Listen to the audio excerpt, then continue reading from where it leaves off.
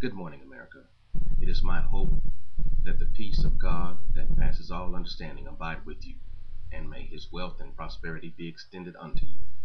My name is Clyde Temple, and this morning we'll be talking about how a McCain-Palin ticket should just be said no to. We'll go right into it. First, both candidates fail on moral leadership on several accounts. Number one, McCain shouldn't have nominated Sarah Palin, nor should Palin have accepted this nomination in favor of taking care of her own home. This is clear evidence of the continuation of the history of his poor and risky judgment. It remains true that her 4-month-old child needs her now, especially now, because he has special needs, Down syndrome to be exact, and a mother should be at home taking care of her child, because even in a normal family environment, this is a difficult situation.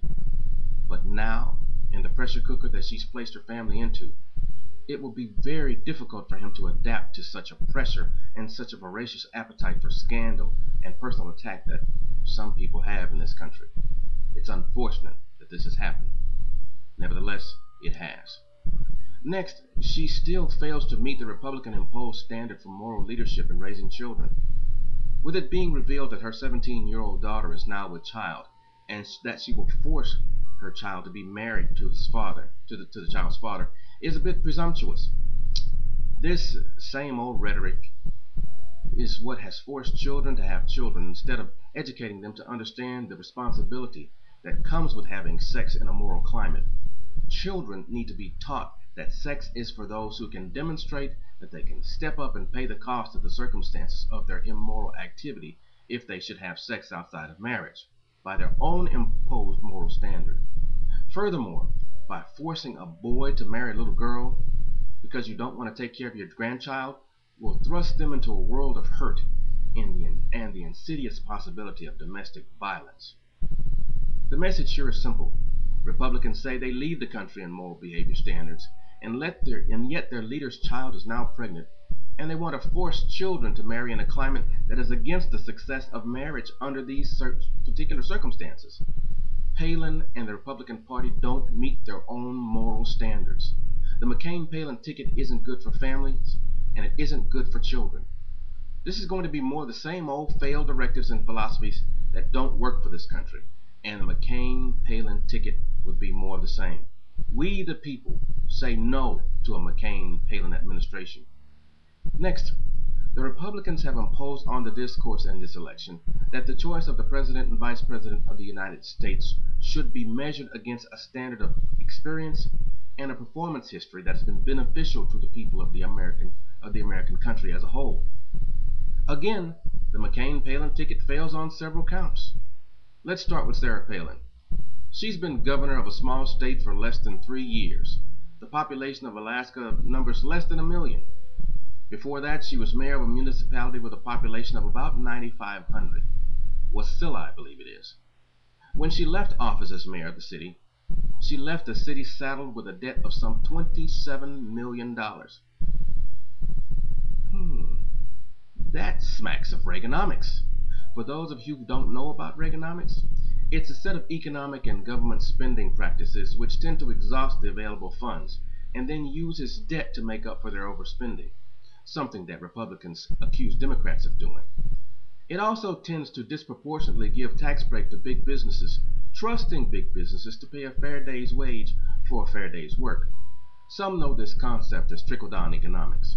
Under these failed economic policies, the rich got richer and the poor suffered. We had a terrible deficit during Reagan-Bush, Bush-Quayle, and now we have a rather large deficit now under Bush-Cheney. And I fear that with McCain-Palin, we will see the same, and I fear much, much worse. Now, what can we say about the leadership and judgment of a leader who chooses a running mate who is currently under investigation by her own state legislature for imposing undue pressure to the point of firing a state official who refused to fire her ex-brother-in-law from his job as a state trooper? Well, we can say that his leadership tendencies have fatally endangered his party's chances of winning the confidence of the American people, because he's not just a maverick, he's a loose cannon, and he's out of control. America needs strong, steady leadership that changes a grim situation into a hope and leaves the country in a better shape than they found it. What can we get from McCain Palin? Simple. It's the same and more of the same politics of the past that left many of us in hopelessness and will continue to do so if we decide to follow them. Next, being commander-in-chief of the National Guard of a state with a population of little more than 500,000 is hardly enough experience to say that one may now assume the role of Commander-in-Chief of the Armed Services of the United States, which, by the way, has a population of some 300 million plus. Now, when we measure experience, we should look at threshold, which is the point at which the impact of a given phenomenon may now be measured by merit of its effect. To measure this effect, we must look at both scale and quantity. We're talking about how big the responsibility was, how intense the responsibility was, and how many people is affected, and what that effect was on the people. Now, what little we have to measure about Sarah Palin is that she's governed less than 500,000 people, and everywhere she's been, she has left controversy and financial debt. This is what Republicans do, and this is what we need to change. So when we say that her experience qualifies, or would we say that her experience qualifies her to lead a nation, we can only say, thank you for trying, but no. Hell no. How can the Republican Party say that choosing this ticket is responsible or even remotely sane? By their own party standards, the ticket must first ask for forgiveness for not being fit to lead by merit of the fact that their failed leadership has gotten our country in the terrible condition of which we are sick and tired. And believe you me, people are sick and tired of being sick and tired. Furthermore, Sarah Palin must then ask her own unforgiving and vicious party to accept her for being less than the moral standard and example for leadership they claim that their leaders should be to and for them. Given this choice, John McCain has asked the American people to make a choice that leaves the country in the worst possible position, having a White House without a vice president. And should the unthinkable happen, in the unlikely scenario of their proposed administration, we will have no president should she be thrust into the seat of leadership. Even the Alaska Sun-Times told us that she is, and I quote, even less qualified than Dan Quayle. I agree with Nancy Reagan when she said, just say no. And I say, just say no.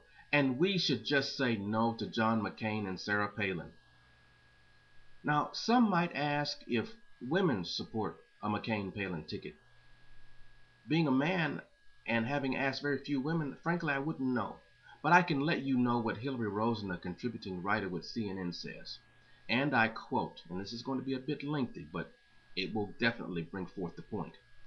So why do I think Sarah Palin would be a terrible vice president? Because I also think that John McCain would be a terrible president.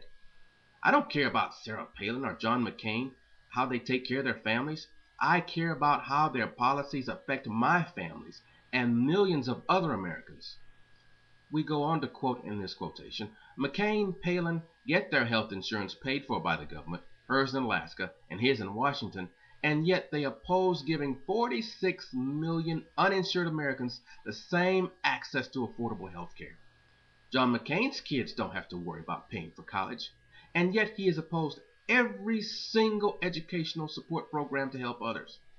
McCain Palin say that they stand up to oil companies, and yet the only energy policy they support gives millions of dollars in tax breaks to oil companies who do more drilling, and he has opposed every piece of federal legislation to explore alternative fuel sources.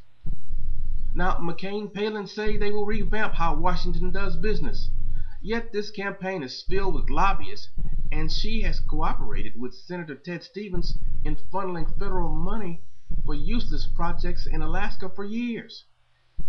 And McCain Palin have no solutions for Americans worrying about their jobs in an already fragile economy. This is only the tip of the iceberg in what this young lady had to say. Now, a lot of us want to take the high road and not look deeply into the families of the McCains and Palins. But